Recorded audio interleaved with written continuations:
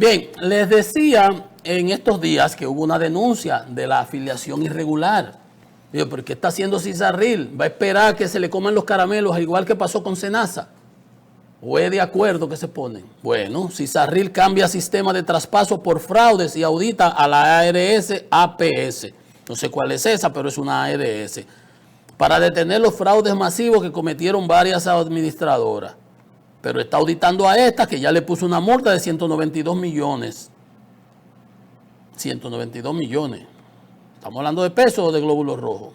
Por el traspaso irregular de 1.700 personas desde el 2003. Bueno, entonces, 192 millones. Pero a Senasa le pusieron una multa, fue de 1 millón y pico.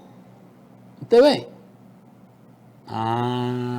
Entonces a este, por cosa irregular, traspaso esa afiliación irregular, dice aquí 192.8 millones. Casi 200 millones de pesos. Si le hubieran puesto 200 millones de pesos a Senasa por lo que estaba haciendo aquella vez que se le puso de 1 milloncito y pico, él lo pago yo. Cogió uno prestado, por supuesto.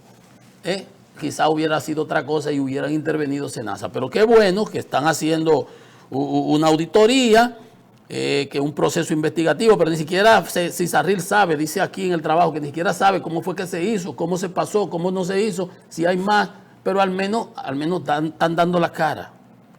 Está usando un nuevo método. La APS efectuó 9.183 traspasos en el 24 y cobraban y le transferían desde la TCS ese dinero a ellos. Entonces, eso es, Cizarril tenía que hacer su trabajo y lo tenía que hacer en Senasa también.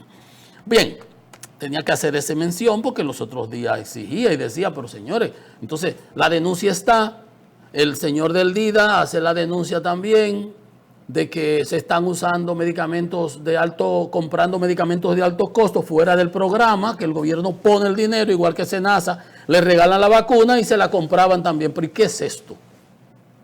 El gobierno recibe la vacuna de la OPS y el Senasa le estaba comprando con compañía privada. Un negociazo ahí raro. Y andan las cosas saliendo, pero no hemos oído nada de las autoridades de nuevo.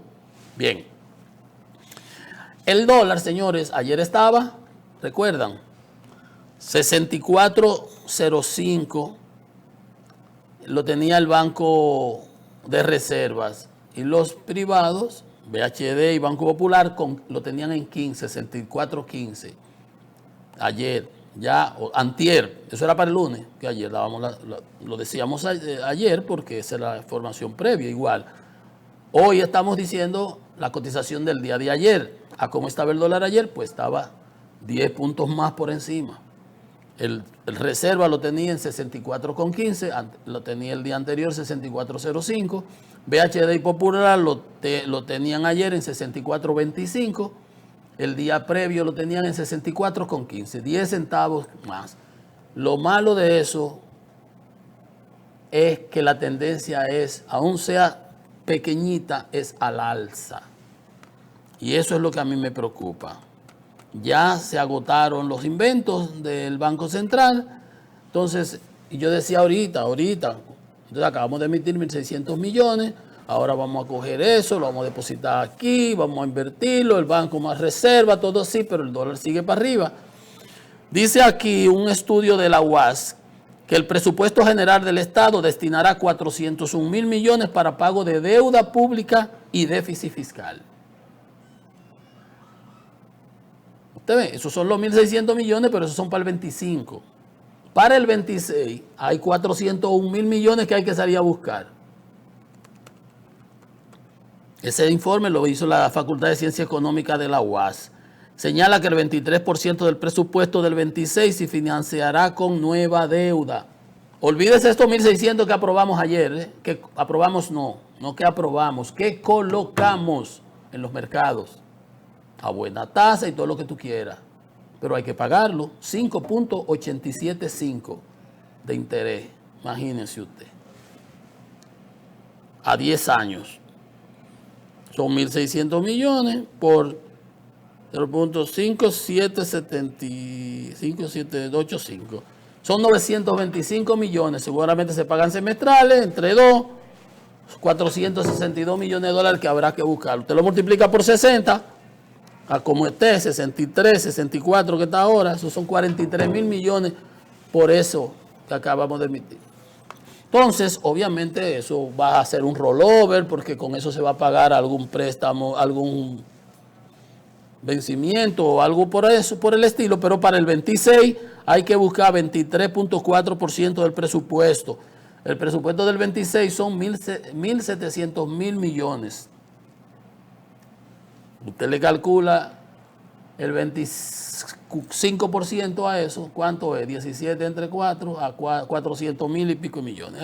Ahí está lo que estamos viendo, 401.000 millones. Entonces, la deuda total, según ese informe de la UAED, asciende a 74.895. Ese número está atrasado, no sé a qué momento, porque según la CRES, agosto está en 76.000. Súmele estos 10.600 millones. Si ahí hay que pagar algún documento que se venció, como quiera hay que subirlo en el stock de deuda. Ajá, eso dice ese trabajo de la UAS. Entonces, este sí me importa a mí, porque aquí habla el sector privado y habla una persona que no tiene hacha que afilar. Y me refiero al economista Bernardo Fuentes, que no suena, porque los que suenan son los que están en los medios, porque este es un ejecutivo del BHD, vicepresidente de Estudios Económicos del BHD. Ya sabemos de lo que estaba hablando, de un hombre de verdad, de donde se corta el bacalao. Dice, el aumento del gasto corriente en detrimento de la inversión pública, lo que yo decía hace un momentito, le está pasando factura al crecimiento económico. Y entonces tenemos que usar anabólicos. Y cuando tú le metes anabólico a la economía, se te dispara el dólar por otro lado. Mírenlo aquí. Dice el vicepresidente de Estudios Económicos, los intereses de la deuda y aumento de subsidios perjudican la inversión pública. Gasto corriente en detrimento del gasto de capital. Lo que le decía, la fiebre nunca ha estado en la sábana, ha estado en el paciente. Eso lo dijo él en un foro, se llamaba Perspectivas Económicas del 26. Y él entiende, Magín entiende que el producto va a crecer 3% y él entiende que el producto va a crecer 2.5%. Porque Magín es economista, pero ya Magín es el político, ministro de Hacienda. Y el Fondo Monetario y la CEPAL repiten lo que dice Hacienda y lo que dice el Banco Central, que de eso se trata. Obviamente no es que está diciendo una cosa descabellada, pero no es verdad que vamos a llegar al 3%. Quizás empujemos ahí, estemos cerca, pero este economista del BHD, el vicepresidente ejecutivo, dice que solo se va a expandir a 2.5. ¿Por qué? Porque no ha habido inversión pública. Al tener que destinar una mayor cantidad de recursos al pago de los intereses y los subsidios, el gobierno lo que hace es recortar el gasto de capital. Lo que han tratado de mantener es las finanzas más o menos equilibradas, penalizando el gasto de capital, lo que genera crecimiento económico, lo que genera empleo, lo que genera dinamismo, lo que nos enseñó el presidente Balaguer, que con varilla y cemento se avanzaba. Pero si no lo vamos a comer,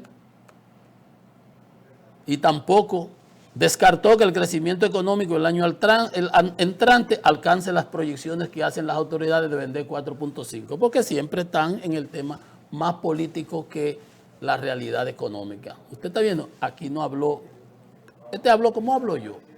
Yo no mezclo lo político con lo económico. Aquí está hablándose de economía, como me enseñó el padre Munguía. Una pausa, que esto es Economía y Mercado.